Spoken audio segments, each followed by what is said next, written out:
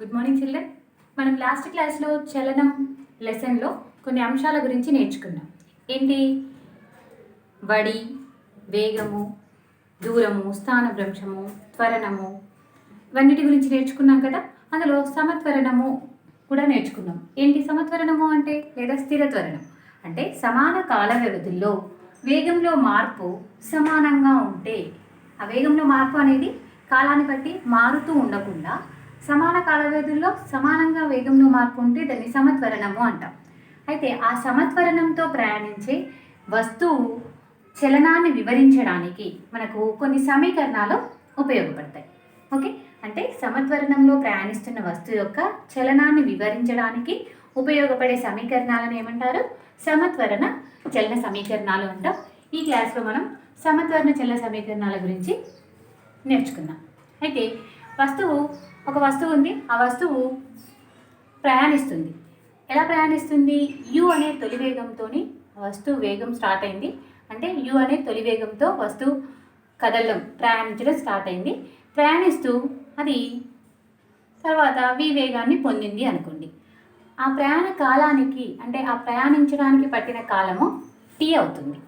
Okay, ఇది తొలి వేగము, ఇది దాని యొక్క తుది వేగం. అంటే వస్తువు స్టార్ట్ అయినప్పుడు దాని యొక్క వేగం ఎంత? యు. అది తర్వాత దాని వేగంలో మార్పు ఎంత అయింది అంటే వేగం విగా మారింది. ఎంతకాలం ప్రయాణించడానికి పట్టిన కాలము టీ అనుకున్నట్లయితే, ఇక్కడ వేగంలో మార్పు, మనం దీన్ని మార్పు అంటే డెల్టా వి అంటే ఏంటిది? డెల్టా అనేది మార్పును సూచిస్తుంది, వి అనేది వేగాన్ని సూచిస్తుంది. కాబట్టి డెల్టా వి అంటే వేగంలో మార్పు. ఎంత మార్పు జరిగింది అంటే యు నుండి వికి మారింది. సో దాన్ని ఏమని చెప్తాం మనం? వి మైనస్ యు. అలాగే డెల్టా టీ అంటే ఆ ప్రయాణానికి పట్టిన కాలం ఎంత? ఇక్కడ మార్పు అనేది కాదు కదా, టీ సూచిస్తాం. ఓకే, ఇప్పుడు మనం త్వరణము డెఫినేషన్ తీసుకున్నట్లయితే, త్వరణము అంటే ఏంటిది? వేగంలో మార్పు రేటును, అంటే ఎంత కాలంలో వేగంలో మార్పు ఎంత జరిగింది అని తెలియజేసేది త్వరణం. ఇక్కడ త్వరణము ఈజ్ ఈక్వల్ టు ఏమని రాసుకోవచ్చు? ఏ ఈజ్ ఈక్వల్ టు వేగంలో మార్పు రేటు, వేగంలో మార్పు పై కాలంలో మార్పు. ఓకే, దీన్ని ఎలా రాసుకుంటాం? డెల్టా వి కదా. ఇక్కడ ఏ ఈజ్ ఈక్వల్ టు ఏమవుతుంది? డెల్టా వి అంటే V minus U by T. Okay, ఈ విధంగా రాసుకోవచ్చు. రాసిన తర్వాత ఇప్పుడు ఈ సమీకరణాన్ని కొంచెం సింప్లిఫై చేయండి. ఈ టీని ఇటువైపు తీసుకొస్తే ఏమవుతుంది?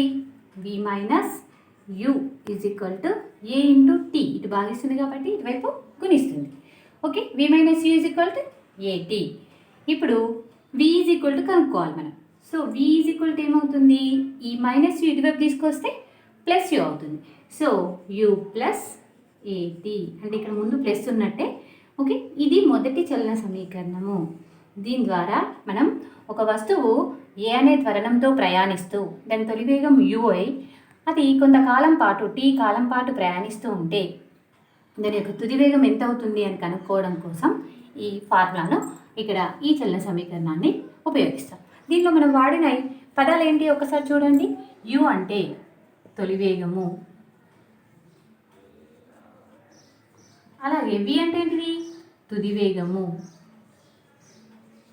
నెక్స్ట్ టీ కాలము, అలాగే ఏ త్వరణము లేదా సమత్వరణము. త్వరణంతో ప్రయాణిస్తుంది కదా వస్తువు. వేగంలో మార్పు ఉంది అంటే త్వరణం ఉన్నట్టే. ఆ వేగంలో మార్పు సమాన కాల వ్యవధుల్లో సమానంగా ఉంటే అది సమత్వరణం అవుతుంది. ఇది మొదటి చలన సమీకరణము, నోట్ చేసుకోండి. ఓకే, ఇక్కడ రెండవ చలన సమీకరణం చూద్దాం. ఇప్పుడు సేమ్ ఒక వస్తువు యు అనే తొలి వేగంతో ప్రయాణిస్తుంది. అది ఎంత ప్రయాణ కాలము టీ అనుకున్నాం, దాని యొక్క తుది వేగం వి. ఇది ఆ ప్రయాణ కాలంలో, టీ ప్రయాణ కాలంలో వస్తువు పొందిన స్థానభ్రంశం ఎంత అనుకుందామంటే ఎస్ అనే స్థానభ్రంశాన్ని పొందింది. అంటే ఎస్ అనే దూరాన్ని అది ప్రయాణించింది. దాని యొక్క సమత్వరణం ఏంటిది? ఏ అనే సమత్వరణంతో ప్రయాణిస్తుంది. ఓకే, ఎస్ అంటే ఇక్కడ స్థానభ్రంశం తీసుకున్నాం, అంటే ఎంత దూరం ప్రయాణించింది. ఏ అంటే ఇక్కడ త్వరణం. ఇప్పుడు మనము సరాసరి వడి తీసుకుందాం. సరాసరి వడి అంటే ఇక్కడ మనం సరాసరి వడి డెఫినేషన్ నుండి ఏం రాసుకుంటాం సరాసరి వడి అంటే స్థానభ్రంశము బై కాలము. ఇది సరాసరి వడి డెఫినేషన్ ప్రకారం. మరి సరాసరి అన్నప్పుడు ఏంటిది సరాసరి వడి. మనము సగటు అంటే ఎలా క్యాలిక్యులేట్ చేస్తాం? మ్యాథ్స్లో అయితే సగటు అయితే రాశుల మొత్తము పై రాశుల సంఖ్య ద్వారా చేస్తాం. ఇక్కడ రాశులు ఏంటి? ఎన్ని వడులు తీసుకున్నాం ఇక్కడ? సరి వేగము తుది వేగం అంటే 2 ఉన్నాయి కాబట్టి వీటి యొక్క మొత్తము v ప్లస్ u అంటే రాశుల మొత్తము బై రాశుల సంఖ్య ఎంత? 2. ఓకే, ఈ విధంగా మనం సరాసరి వడిని 2 రకాలుగా రాసుకోవచ్చు. నిర్వచనం ప్రకారం s/t అవుతుంది. అలాగే సరాసరి వడిని ఈ రెండింటి సగటుగా కూడా తీసుకోవచ్చు v plus u by 2. Okay, ఇందులో ఈ సమీకరణంలో మనకు ఫస్ట్ చలన సమీకరణం ఏంటిది? v is equal to u plus at కదా. ఈ సమీకరణం ఉంది కదా, ఈ v వాల్యూను అంటే u ప్లస్ atని ఇక్కడ ప్రతిక్షేపించండి. ఒకసారి చూద్దాం. s/t ఈజ్ ఈక్వల్ టు ఈ v ప్లేస్లో u ప్లస్ at రావాలి. u ప్లస్ at ప్లస్ ఏముంది ఇక్కడ? u by 2. ఓకే, అంటే బికాజ్ ఆఫ్ ఇది ఇక్కడ రాయకుండా ఏం చేయాలి మీరు? ఇక్కడ బికాజ్ ఆఫ్ అని రాసి v is equal to u plus at లేదా చలన సమీకరణం నుండి అని కూడా రాసుకోవచ్చు. ఇప్పుడు u ప్లస్ u ఏమవుతుంది? 2u కదా. u plus u 2u at plus at ఉంది కదా బై 2. ఇది s/t. ఇప్పుడు మనం ఏం చేద్దామంటే ఈ 2 అనేది రెండింటిని భాగిస్తుంది భిన్నంలో. ఇక్కడ 2u by 2 plus at by 2. ఈ టీని ఇటువైపు తీసుకొచ్చేద్దాం. s ఈజ్ ఈక్వల్ టు ఏమవుతుంది? అప్పుడు ఈ టీ ఇక్కడ భాగిస్తుంది, ఇటువైపు తీసుకొస్తే గుణిస్తుంది. సో దీన్ని ఏమైనా రాసుకోవచ్చు? ఒకసారి సింప్లిఫై చేయండి. దీన్ని 2 క్యాన్సిల్ అయిపోతాయి. ఓకే, టీ ఇంటూ యూ ఏమవుతుంది? ut ప్లస్ ఇక్కడ క్యాన్సిల్ చేయడానికి ఏం లేదు. at ఇంటూ టీ ఏమవుతుంది? at square. T into T square కదా బై 2 అవుతుంది. మనం చలన సమీకరణం రెండవది ఏం రాసుకోవచ్చు? ut plus 1/2. దీన్ని ఏమని రాస్తున్నాం? 1/2 at స్క్వేర్. ఇదేంటిది? రెండవ చలన సమీకరణము. అంటే సమత్వరణంతో ప్రయాణిస్తున్న వస్తువు తొలి వేగము u, తుది వేగము v, సమత్వరణము a, కాలము t అయినట్లయితే అది ఎంత దూరం ప్రయాణించింది, ఎంత స్థానభ్రంశం పొందింది అని తెలుసుకోవడం కోసం ఈ ఫార్ములాను యూజ్ చేయొచ్చు. ఓకే, మళ్ళీ ఇక్కడ మనం మూడో చలన సమీకరణాన్ని తీసుకుందాం. వస్తువు u వేగంతో ప్రయాణిస్తూ ఎంతకాలం పాటు ప్రయాణించింది? t కాలం పాటు ప్రయాణిస్తూ ఆ ప్రయాణ కాలంలో అది పొందిన స్థానభ్రంశం ఎంత అంటే s అని తీసుకుంటాం. అది సమత్వరణంతో ప్రయాణిస్తుంది అని ఫస్టే చెప్పుకున్నాం. ఓకే, ఇప్పుడు మనం మూడో చలన సమీకరణం రాసే ముందు first v is equal to u plus at. ఇదేంటిది? మొదటి చలన సమీకరణం. ఈ సమీకరణం నుండి మనం t ఈజ్ ఈక్వల్ టు రాసుకోవచ్చు. ఎలా రాస్తాం చూడండి ఒకసారి. ఫస్ట్ యూని వైపు ఇటువైపు తీసుకురండి. ఇక్కడ ప్లస్ ఉంటుంది కాబట్టి ఇటువైపు తీసుకొస్తే మైనస్ అయ్యి అంటే v మైనస్ u అవుతుంది. ఇక్కడ టీని ఏ గుణిస్తుంది, ఇటువైపు తీసుకొస్తే భాగిస్తుంది కాబట్టి t is equal to v minus u by a. ఈ విధంగా రాసుకోవచ్చు t ఈజ్ ఈక్వల్.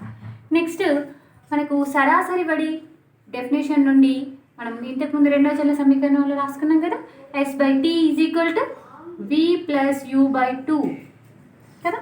సగటు వడి, ఇది సరాసరి వడి, రెండు ఈక్వల్. ఓకే, దీనిలో మనం s ఈజ్ ఈక్వల్ రాసుకుందాం. అంటే ఈ టీని ఇటువైపు తీసుకురండి. s is equal to t into v plus u by 2. మరి t ఈజ్ ఈక్వల్ టు ఏంటిది? ఇక్కడ t ఈజ్ ఈక్వల్ టు ఇక్కడ రాయండి. ఈ t is equal to v minus u by a కదా. సో t ప్లేస్లో మనం ఏం రాయాలి? v minus u by a ఇక్కడ రాసేసాం. Next v plus u by 2. Okay, ఇప్పుడు ఇది చూడండి ఒకసారి. ఈ రెండింటిని గుణించడం, ఈ రెండింటిని గుణించడం. ఓకే, అంటే v minus u into v plus u by 2a s is equal to.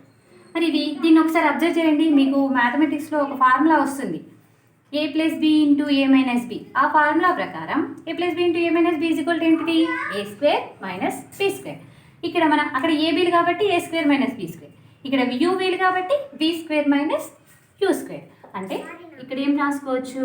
b square minus u square by 2a అని రాసుకోవచ్చు కదా దీన్ని. ఇది దేని ప్రకారం రాసినాం?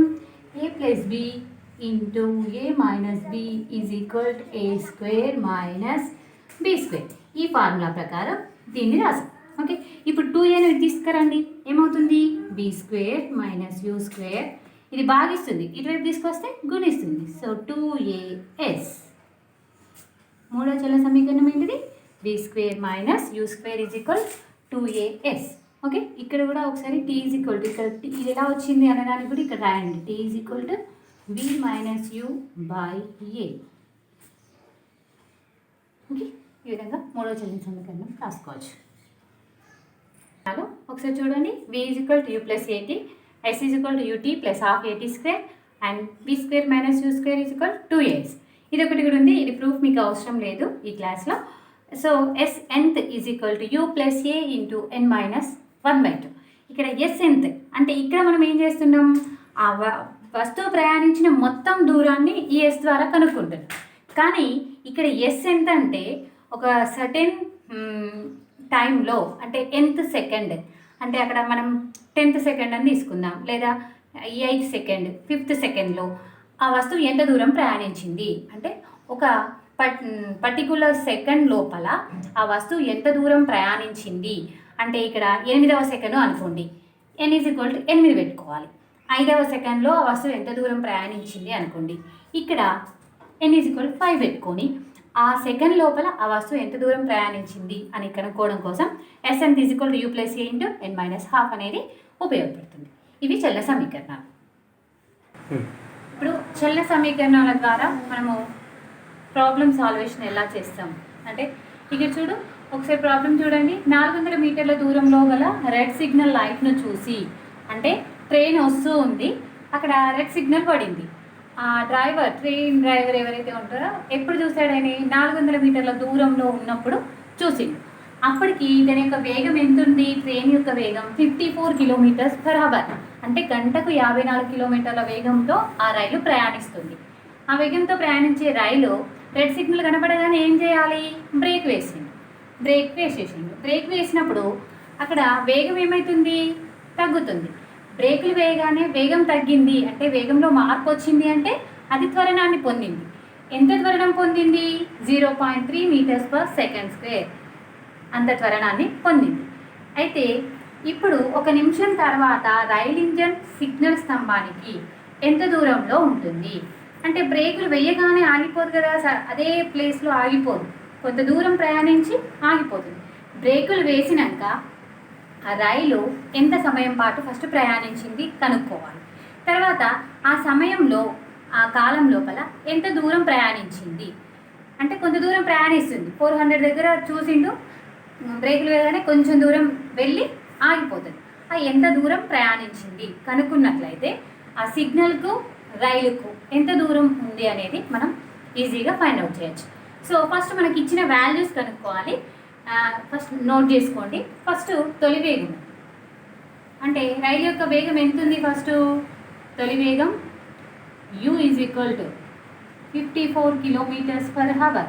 అయితే మనం ఎప్పుడైనా ప్రాబ్లం చేసేటప్పుడు అన్ని ప్రమాణాలు ఒకటే పద్ధతిలో ఉండేటట్టుగా చూసుకోవాలి. ఒకటి మీటర్స్లో, ఒకటి కిలోమీటర్స్లో కాకుండా దీన్ని మీటర్స్ పర్ సెకండ్లోకి మార్చుకోవాలంటే 54ను 5/18తోని మల్టిప్లై చేస్తే మనకు అది మీటర్స్ పర్ సెకండ్లోకి మారిపోతుంది.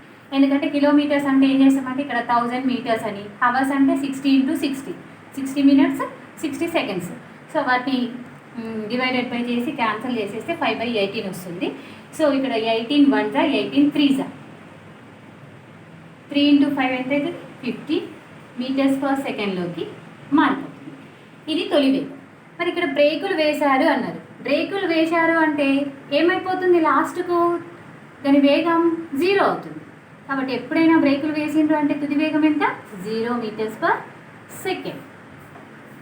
ఇక్కడ వేగం మారింది కాబట్టి వేగంలో మార్పుని ఏమంటాం మనం? మార్పు రేటుని త్వరణం అంటాం. అక్కడ వేగం తగ్గిందా పెరిగిందా? తగ్గింది. బ్రేకులు వేసిండ్రు అంటే నెమ్మదిగా తగ్గుతూ వచ్చింది కాబట్టి ఇది రుణ త్వరణం అవుతుంది. రుణ త్వరణంగా దీన్ని తీసుకుంటాం. ఎందుకు? అక్కడ వేగంలో మార్పు అనేది వేగం తగ్గింది కాబట్టి మనకు రుణ త్వరణం అవుతుంది. a is equal to -0.3 metres per second square. Okay, ఇవి మనకి ఇచ్చిన వాల్యూస్. అది ఎక్కడ చూసిండ్రు అనేది మళ్ళీ నెక్స్ట్ దాంట్లో రాసుకుందాం. 400 మీటర్స్ దగ్గర అని. ఇప్పుడు మనం ఏం కనుక్కోవాలి? టీ కనుక్కోవాలి.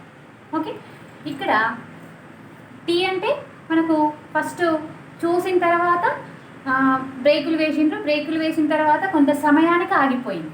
ఇక టీ కనుక్కోవాలంటే v = u + at, ఈ ఫార్ములా ద్వారా కనుక్కోవచ్చు కదా.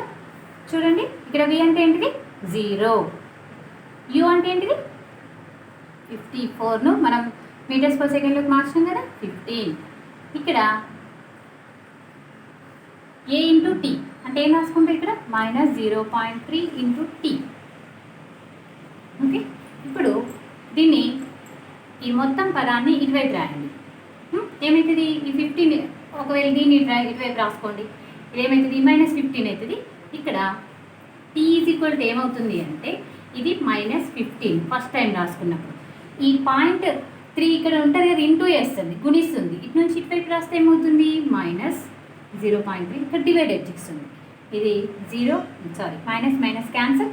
ఇక్కడ ఏమవుతుంది పాయింట్ తీసేస్తే ఇక్కడ 0 వస్తుంది, అంటే 3 1s 3 5s, సో 50.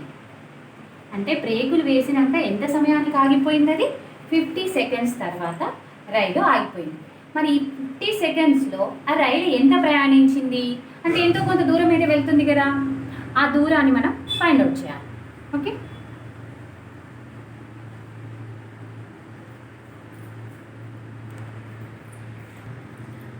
ఇక్కడ ఇప్పుడు ఎంత దూరం ప్రయాణించింది అనేది కనుక్కోవాలి. ఏ ఫార్ములా ద్వారా చేద్దాం మరి. ఇక్కడ చూడండి v² - u² = as, ఈ ఫార్ములా ఉంది కదా.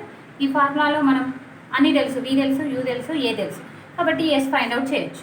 సో s = ఏమవుతుంది v² - u² / 2a, అంతే కదా. ఈ యొక్క s ఇక్కడ ఉంచేసి 2a ని తీసుకొస్తే డివైడెడ్ బై ఇందులో ప్రతిక్షేపిద్దాం ఈ సూత్రంలో. ఇక్కడ s = v² - u² / 2a. Okay, v² అంటే 0 కదా, 0కి స్క్వేర్ అయితే 0 మైనస్ u² అంటే 15కు స్క్వేర్ బై 2 × -0.3. ఓకే, 15 స్క్వేర్ అంటే ఇక్కడ 225 -225, మైనస్కు స్క్వేర్ లేదు అక్కడ మనకు. ఓకే, -225, ఇది -0.6. ఇక్కడ మైనస్ క్యాన్సిల్ అయిపోతాయి. ఈ పాయింట్ తీసేస్తే ఇక్కడ ఒక 0, అంటే కింద డివైడెడ్ బై 10 వస్తుంది, మళ్ళీ పైకి తీసుకెళ్తే × 10. సో దీన్ని డివైడ్ చేసుకుంటే మనకు 375 మీటర్స్ వస్తుంది. అంటే 6 3s 18, మళ్ళీ 6 7s 42, ఇక్కడ 30 మిగులుతుంది, 6 5s 30, అట్లా క్యాన్సిల్ చేసుకుంటే. అంటే ఇప్పుడు బ్రేకులు వేసిన తర్వాత 50 సెకండ్స్ పాటు ప్రయాణించింది. ఆ 50 సెకండ్స్లో ఎంత దూరం వరకు వెళ్ళింది 375 మీటర్స్ ట్రైన్ కదిలింది. ఫస్ట్ ఆ డ్రైవరు ఎక్కడ చూశాడు 400 మీటర్స్ దగ్గర రెడ్ సిగ్నల్ చూసిన తర్వాత బ్రేకులు వేసినాక అది 375 మీటర్లు ప్రయాణించి ఆగిపోయింది. కాబట్టి ఇప్పుడు ఎంత దూరం వరకు ఉంటుంది, సిగ్నల్ ఎక్కడ ఉంటుంది అంటే ఇక్కడ ఫైండ్ అవుట్ చేయడానికి 400 - 375 ఎంత వస్తుంది ఇప్పుడు 25 మీటర్స్. అంటే ఇప్పుడు therefore ఏం రాసుకోవచ్చు, రైలు ఇంజన్ సిగ్నల్ స్తంభానికి లేదా సిగ్నల్ లైట్కు 25 మీటర్ల దూరంలో ఉంటుంది. ఎక్కడ ఆగిపోయింది అన్నట్టు 25 మీటర్స్ దూరం ఉంటుంది ఆ రెండింటికి మధ్య డిస్టెన్స్. ఓకే, ఈ విధంగా మనం చలన సమీకరణాలను ఉపయోగించి ఇలాంటి ప్రాబ్లమ్స్ వేటినైనా సాల్వ్ చేయొచ్చు. Okay, understood. Thank you.